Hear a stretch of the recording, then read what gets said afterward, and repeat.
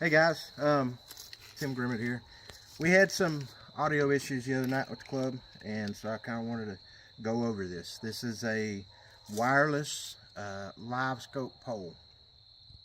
We've noticed over the last year or two using Livescope that having a manual hand crank Livescope pole, having one of the various options of a manual turn Livescope pole just didn't working out. So different ways, different techniques we fish throughout the year really requires the need to have our Livescope set up differently. So we tried to come up with a solution that would work for us throughout the year.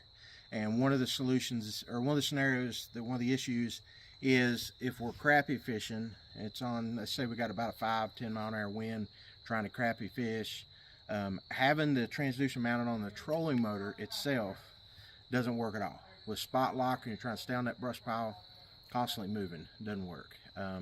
So we mounted a transducer on a front boat on a hand-fixed, hand-steer pole. But we live bait fish a lot of times during different times of the year. And when we do that, we also like to have this back near the steering wheel so that we can turn it and look for bait as we're trolling around before we even put lines out.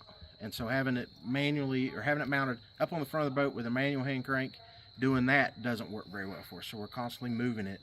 Then when we're trolling, you know, we like to really see where our baits are by turning this around backwards on the back of the boat and seeing what depth those baits are, you know, compared to where the trees are and things like that. So a lot of different fishing techniques require a lot of different setup, and we're just trying to be versatile here.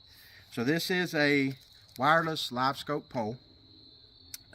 This is the version we come up with. A lot of them out there on YouTube, different things you can do. But this one is fully wireless that we're going to operate and show you here. So to start out, this is a Minn Kota Powerdrive trolling motor. I did find this on Facebook Marketplace for 25 bucks.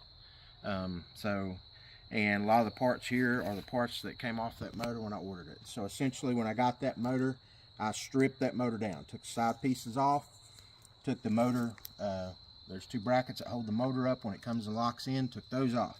Control board with all the electronics, took that off. Cover, all the plastic, everything, took that off. So we're left with the frame, a motor, a shaft, a depth collar, and a locking ring. That's pretty much about what you need from this troll motor. Again, you need the steering motor, which is 12 volts. You need the shaft, you need the depth collar, and this locking ring. That's what you need from a donor motor, or you can purchase new. And so some add-ons that I have did is the FDI, fish direction indicator, which you'll see that in operation in a moment. 0-degree mount that's attached to the shaft. So we've got some like U-clamps with a rubber gasket here that we hold the transducer cable to the frame so that we can run that back to our black box. We've got some wire loom here just to kind of protect our cable. You notice we got a wrap, and you'll see why that's necessary in a few minutes. Notice we got some zip ties to hold this really steady on here, but they do go around the clamps. Do not zip tie this cable. This cable needs to be loose in there so that it can move. You do not want to put any pressure on this cable. So again, that's just auto wire loom. We've put some black tape, certain spots to hold that, and then this cable free flows in there with these U-clamps that I bought at Ace Hardware. There is some other modifications here. These pins, there is pins this is called a pivot pad set that will be in this trolling motor, and these pins are here and here. That comes standard with every trolling motor. I do not use those pins the way they come, so I replaced it with 3/8 inch 5.5 to 6 inch bolts with a nylon locking nut, and that is a stainless steel bolt. Okay, I put one there and one there, and this is what your motor will lock into. So if we put that down, we'll show you that up close here. You pull this pin out. This is a cotter key that we've took and bent the end just to make it easier for me to get a hold of. Okay, this is, again, is one of the pins that's come out of here. There's 2 of them. I filed it down so that I could get a drill bit on both ends. So this pin here helps hold the motor up when the motor's not deployed. So that keeps it from going forward. We simply pull that pin, slide this pin back out, and let the motor lock in just like your trolling motor would. Okay, it's going to lock into place just like your trolling motor, and then you're going to release it to deploy it, and that's how the motor gets deployed. Okay, and we're going to do this a little bit faster so you see it's really simple the way it works. But that locks this motor in. That gives you the flexibility to troll with this motor. I typically will do up to about 3-4 miles an hour. Some guys do faster, but however fast you think you can troll with a troll motor, obviously you could do with this because it's a troll motor. And you can see it's locked in. It's not going nowhere. It's locked in really well. To bring it back up, we hit the lever just like you would operate a troll motor. And you can see this bolt moving here, and that bolt locks into a groove, and that's what holds this troll motor down. But to bring it back up, it's not going to come up on its own. We're going to bring it back up. We're going to make sure our wire's not in the way of locking. We're going to lock that in there. And then we're simply, there's a hole here, there's a hole on the other side, it's directly across in front of that motor. I'm going to put this pin in, okay, just like that. And I'm going to grab my key that I bent the end on and put in there. That's it. It's locked up, it's stored, it's ready for me to go down the lake. So again, there is some other holes back here, and typically what I do is I keep another pin, I keep a spare pin in there. Just so in case I'm going down the lake and you know, I deploy my live scope somewhere and what have you, and I lose that pin up front. I kind of felt like I would use the extra pin at that point to come out of the motor as just a spare. And so that's all this is. It's a spare. It's a spare pin in there. And at this point, when I go to deploy this troll motor, I simply pull this pin out. The motor goes forward, okay, and I'm dropping it down, and that's it. Motor's deployed, motor's ready. I put my pin in back here for storage. Again, those 2 pins are just, you know, one's useful, one's just extra. Now I'm ready, guys. I'm ready. Once I did that, I mean, I got full range, momentary to search while I'm driving, while I'm fishing, doing whatever in the back of the boat. Netting a fish that I just caught. I lost them on my screen. I'm searching, keeping them in eye shot view while I'm getting that fish in the net. And this thing will go around all the way. And that's where this loop comes in, right? So when this thing's going around, I got slack. I got plenty of slack. So I can go on around. As long as I keep this certain amount of slack here, I feel pretty comfortable all the way around with this thing. Okay? Keep going with it. I can go with it, go with it, go with it, go with it.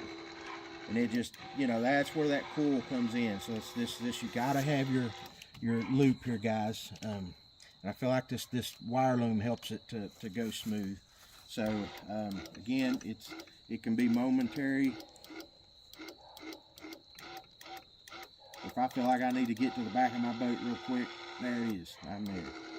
So, and again, just like my troll motor. So bring it back up again. I'm just going to pull this cotter key, pull the pin out, hit my button, lift it up, slide it in there, put my pin in, and I'm ready to go down the lake. So that's it. Again, I get to my fishing spot. When I get there, pulling the pin, pulling the motor, dropping it down, I'm good to go. I'm back to fishing, guys. Back to looking around and back to fishing. So anyways, just wanted to put a video together. The old trolling motor, I do want to mention this. This is the box on Amazon. This thing right now is about 15-16 bucks. You got Prime, you get free shipping on it. I do have a couple of them. The remotes are programmed per box, so the remote on this one does not work with this one. There is directions in the back that'll tell you how to program these remotes, but these remotes are programmed to an individual box. These remotes are programmed to a box, so they do not interfere with each other. They do not work. These remotes will not work this motor, or the transceiver for this motor. So you can have multiple of these, you know, close, and they don't interfere. However, if I lose these remotes, I could take these and program them to that transceiver. So anyways, that is the box that really makes this happen. It's it goes 8, 12, 24, 36 volts up to a 10 amp load. I'm pretty sure is what it says on it. Yeah, max load 10 amp. So it works this steering motor no problem.